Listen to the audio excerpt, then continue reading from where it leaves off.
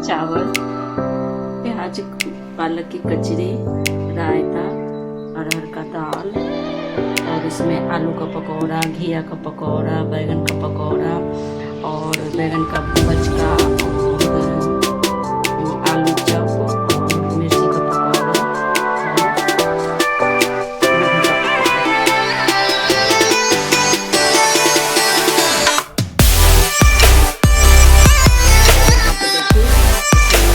लहसुन, अदरक, जीरा, गोल मिर्च और सूखी लाल मिर्च सब चीज़ डाल करके और एक पेस्ट बना करके रख ली हूँ। ये हम जो भी अभी आइटम बनाएंगे होली में ना, उसमें हमें ये बहुत काम आएगा। तो अपने काम को, प्रोसेस को इजी करने के लिए ये मैं पहले ही बना के रख दी हूँ। और इसमें मैं धनिया की चटनी पीस करके भी रख दी हूँ। ये भी मुझे कल, जैसे कांजी बड़ा बना रही हूँ तो उसमें भी डालूंगी, लेकिन ये जब बड़ी डालूंगी ना, बड़ा उसमें डालूंगी, उस समय डालूंगी। तो ये सब मैं बना के पहले से ही रख ली हूँ, ताकि मुझे कल जो भी रेसिपी बनाऊंगी वो मैं फटाफट बना पाऊँ।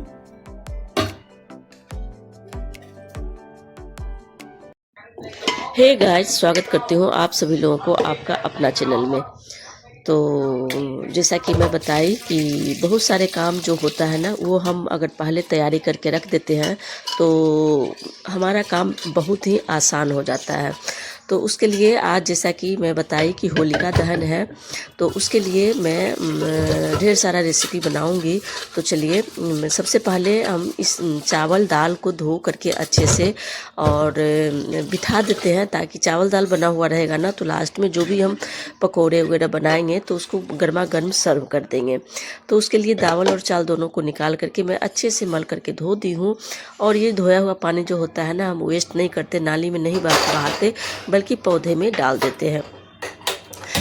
तो दाल यहाँ पे धो ली हूँ, पानी डाल दी हूँ ज़रूरत के अनुसार। उसमें एक टमाटर डाल दूँगी और हल्दी नमक स्वाद के अनुसार डाल करके लीड लगा दूँगी। उसी तरीके से चावल में भी थोड़ा सा 1 स्पून घी डाल करके और ज़रूरत के अनुसार पानी डाल करके उसे भी लीड लगा देंगे। दोनों में गैस ऑन कर देंगे, फटाफट हो जाएगा। जब तक दाल में सीटी लगेगा तब तक हम इधर बाकी की और भी तैयारी कर लेंगे।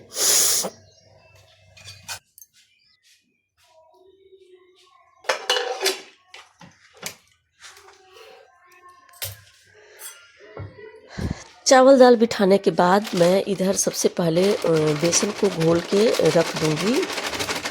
तो जैसा कि मैं बताई कि आज होलिका दहन है, तो आप सभी लोगों को भी हमारे तरफ से होली की हार्दिक शुभकामनाएं।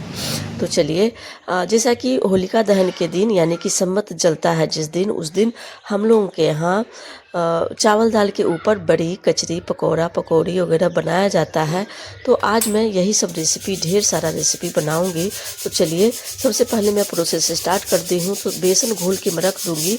इसमें मैं बेसन जो भी मुझे लगेगा, मतलब जितना क्वांटिटी में हम बनाने जा रहे हैं उस हिसाब से बेसन निकाल लेंगे।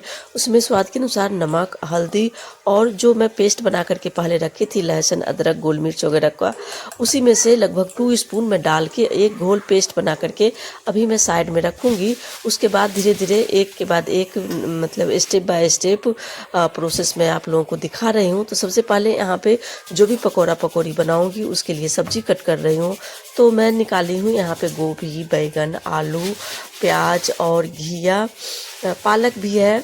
तो पालक और प्याज का कचरी भी बनाऊंगी। और ये गोभी का, मतलब बड़े साइज में थोड़ा सा काट रही हूँ, क्योंकि गोभी पकौड़ा भी बनाना है। तो जो भी सब्जी है सबको हम अच्छे से कट करके और पानी में डाल करके थोड़ी देर के लिए रख देंगे। तब तक हम दूसरी तैयारी कर लेंगे।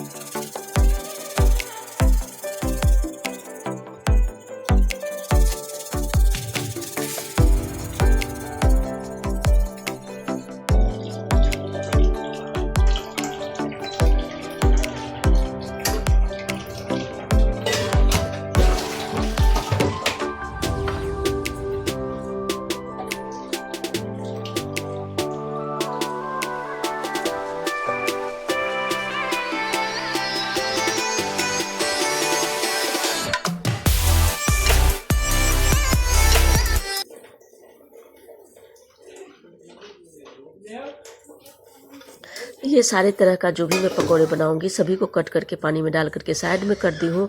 यहाँ पे देखिए हरा लहसुन भी है, तो ये अपने गमले का है, तो मैं ढेर सारा लेके आ गई थी कि इसे भी कट करके मतलब रख लूँगी ना, तो हमें बहुत आराम मिलेगा। जब भी जहाँ पे ज़रूरत होगा वहाँ इसमें से हम कटा हुआ रहेगा तो डाल देंगे।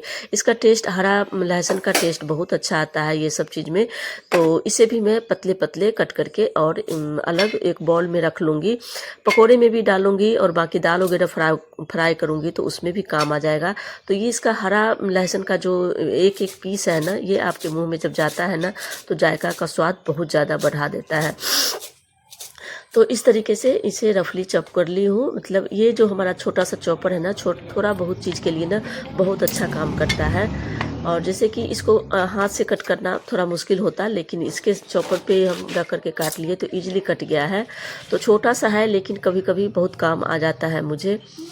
और ये पालक है, तो पालक को भी मैं ऐसे ही रफली कट कर रही हूँ क्योंकि पालक और प्याज का कचरी बनाऊंगी।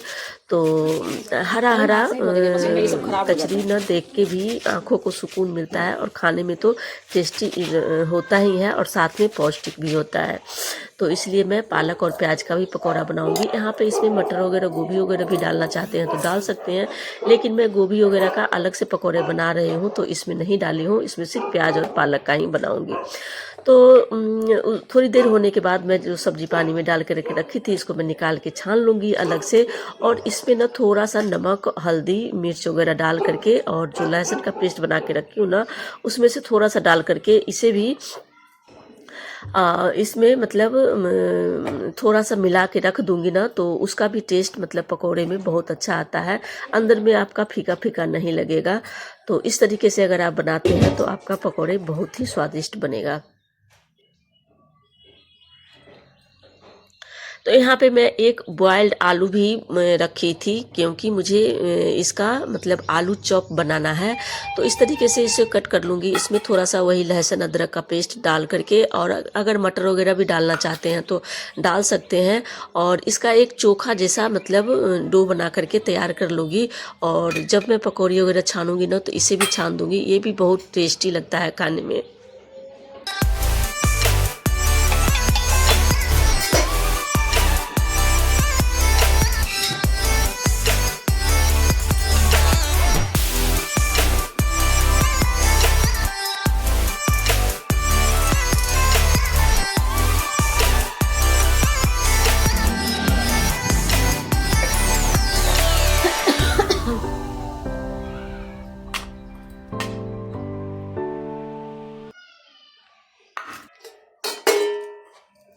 तो उस सब को भी मिलाने के बाद मैं उसे भी साइड कर दी हूँ। अब यहाँ पे मैं बेसन ले आई हूँ। इसमें मैं लगभग 1 स्पून के लगभग मैं अजवाइन डाल करके, और जो मैं बेसन फूलने के लिए रख दी थी उसे मैं अच्छे से एक मतलब परफेक्ट कंसिस्टेंसी का घोल तैयार करूंगी। तो जिससे मुझे इसी में सारे पकोड़े बनाने हैं, तो किसमें कैसा सूट करता है वो आपको मतलब ध्यान रखना है। तो जैसा कि इसी से मुझे बूंदी भी बनाना है, तो मतलब इस तरीके से बनाएंगे ना कि मेरे एक ही घोल में सारे चीज़ बन करके तैयार हो जाता है। तो जब फाइनली बन गया है तो मैं थोड़ा सा टेस्ट करके देख रही हूँ कि नमक वगैरह ऊपर नीचे तो नहीं है, लेकिन परफेक्ट है। अगर कम ज़्यादा होता तो मैं मैनेज कर लेती अभी, इसलिए टेस्ट करना ज़रूरी है।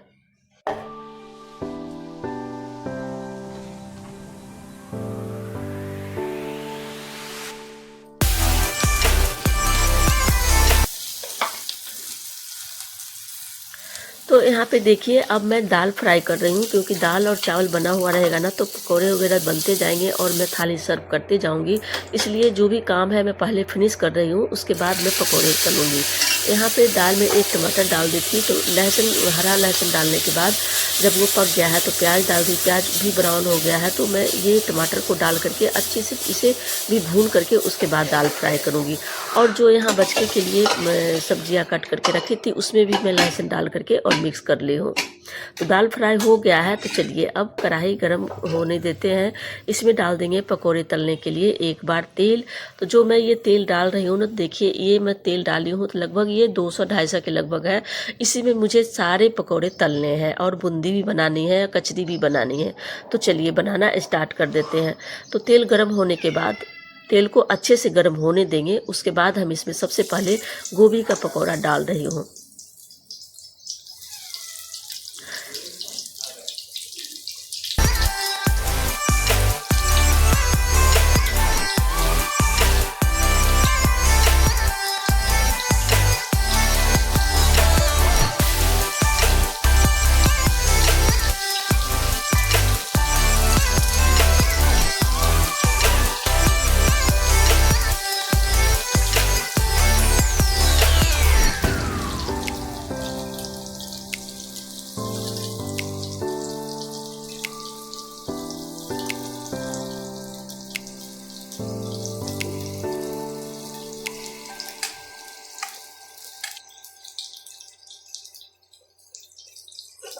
तो गोभी का पकौड़ा मैं इसलिए डाली हूँ क्योंकि ये थोड़ा सा बड़ा बड़ा रखी थी मैं, तो तेल में ये अच्छे से डूब जाएगा, इसलिए मैं सबसे पहले गोभी डाली हूँ। साथ में मैं बैगन भी डाल दी और आलू का जो मैं कच्चे आलू का जो पकौड़े बना रही थी, कट करके रखी थी, वो भी मैं डाल दी हूँ। तो ये तीनों मेरा एक ही बार में हो जाएगा और इसको ना मतलब एक ही टेम्परेचर में तीनों चीज़ आराम से पक जाएगा।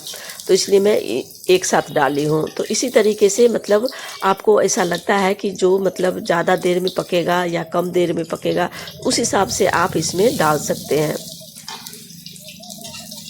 तो सभी को डालने के बाद पलट लेंगे। थोड़ा सा तेल को घुमा दी हूँ चारों तरफ से, ताकि सभी मतलब कहीं पे बचे ना, क्योंकि कम तेल में ही हम सारे पकोड़े को तल रहे हैं।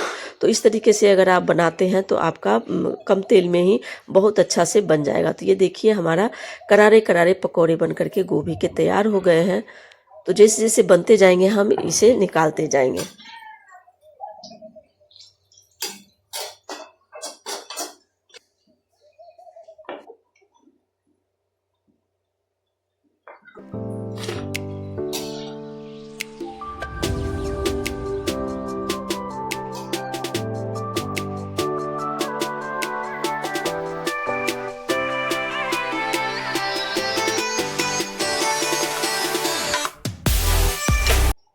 यहाँ पे मैं सिर्फ बेसन का ही पकोड़े बना रही हूँ, चावल का आटा वगैरह भी नहीं डाली हूँ क्रिस्पी के लिए, लेकिन आप आवाज़ सुन के बता सकते हैं कि कितना क्रिस्पी बना है पकोड़े। और इसी के साथ मैं थोड़ा सा बूंदी भी बनाऊंगी, क्योंकि रायता के लिए बूंदी ख़त्म हो गया है। तो मैं पहले बूंदी बना ली और उसके बाद फिर मैं बाकी पकोड़े तलूँगी।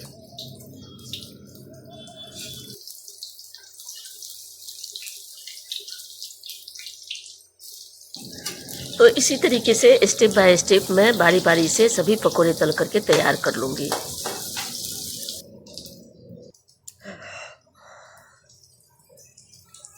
यहाँ पे ये हमारा आलू चप है, जिसे मैं लास्ट में कर रही हूँ। इसके बाद मेरा कचरी बच रहा है अभी, तो कचरी भी बनाना है। तो सभी को मतलब प्याज और पालक का जो भी कट करके रखी थी, लहसुन की पत्तियाँ, तो सभी को मैं अच्छे से मिक्स कर दी हूँ और उसी बचा हुआ बेसन में, और इसके बाद मैं इसे लास्ट में बना लूँगी। और जब तक ये बनेगा तब तक मैं इधर थाली भी सर्व कर लूँगी। हमारे शरीर में गर्मी आई है दोस्तों, इतना देर गैस के पास खड़ी रही हूँ तो कुछ इसके पहले ठंडा ही लग रहा था, तबीयत ठीक नहीं है, लेकिन क्या करें, पर्व त्यौहार का दिन है, बिना किए बनता भी नहीं है। तो आप सभी लोगों को भी होली की हार्दिक शुभकामनाएं। आज वैसे है होलिका दहन, तो जैसा कि मान्यता है कि बुराई पे अच्छाई की जीत होती है, तो बस इसी पर्व को त्यौहार मनाते हुए हम लोग सेलिब्रेट कर रहे हैं। तो आई होप आप लोग भी कर रहे होंगे। तो होली की ढेर सारी शुभकामनाएं हमारे तरफ से भी आप लोग स्वीकार कीजिएगा। तो चलिए बनाते हैं और चादर उतारते हैं अपना।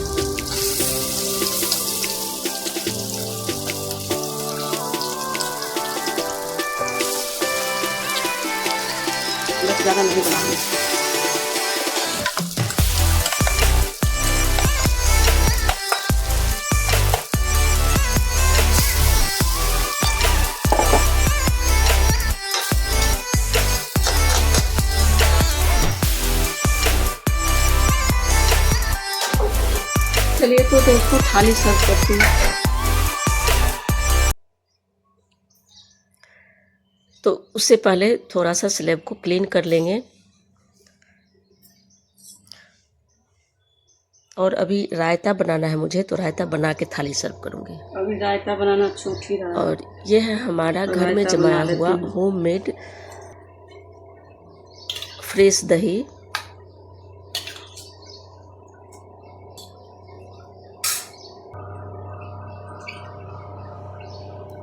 काला नमक,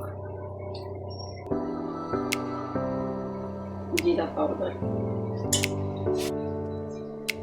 चाट मसाला, सभी चीज़ को डालने के बाद अच्छे से मिक्स कर लेंगे और थोड़ा सा पानी डाल करके इसे पतला कर लेंगे, ताकि इसमें जो मैं अभी बूंदी बना के रखी हूँ वो डालूंगी तो वो भी सोक करेगा। तो थोड़ा सा प्लेन नमक भी डाल दी हूँ और सभी को अच्छे से मिक्स कर लूँगी।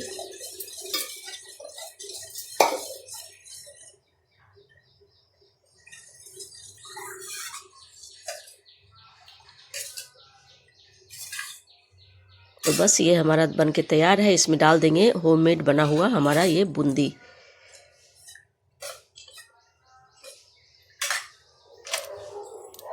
और थोड़े से आलू भुजिया डाल दी हूँ। तो ये सब चीज़ डाल करके रायता बनाते हैं ना, बहुत ज़्यादा टेस्टी लगता है। घर में बहुत सभी लोग पसंद करते हैं।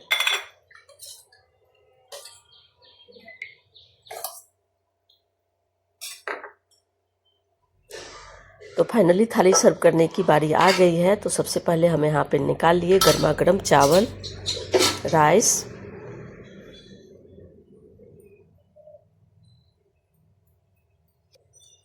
इसके बाद ये हमारा अरहर का फ्राई किया हुआ हरा लहसुन टमाटर प्याज से तड़का लगाया हुआ दाल है। और साथ में ये हमारा होममेड बूंदी बना हुआ रायता। और ये हमारे पकोड़े हैं। तो सबसे पहले मैं अगजा में डालने के लिए वो निकाल लूँगी, निकाल के रख दी हूँ। उसके बाद मैं प्लेटिंग कर रही हूँ। ये है घिया का बचका, ये है आलू चॉप,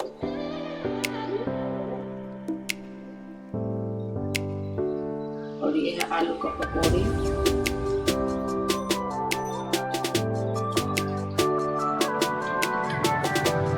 ये बैगन का तो दिखाएंगे, और ये है गोभी का पकौड़ा,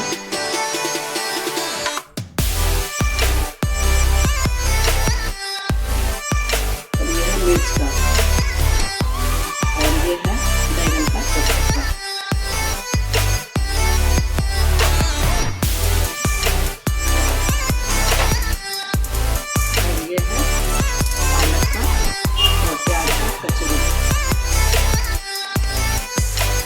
तो उम्मीद करती हूँ कि होलिका दहन पे बनने वाले डिशेस जो भी हैं आप लोगों को भी पसंद आई होगी। और इसी तरीके के रेसिपी देखने के लिए, डिलीशियस रेसिपी देखने के लिए अपना चैनल को सपोर्ट करें, लाइक करें, शेयर करें, कमेंट्स करें, और नए हैं तो सब्सक्राइब ज़रूर कर लें।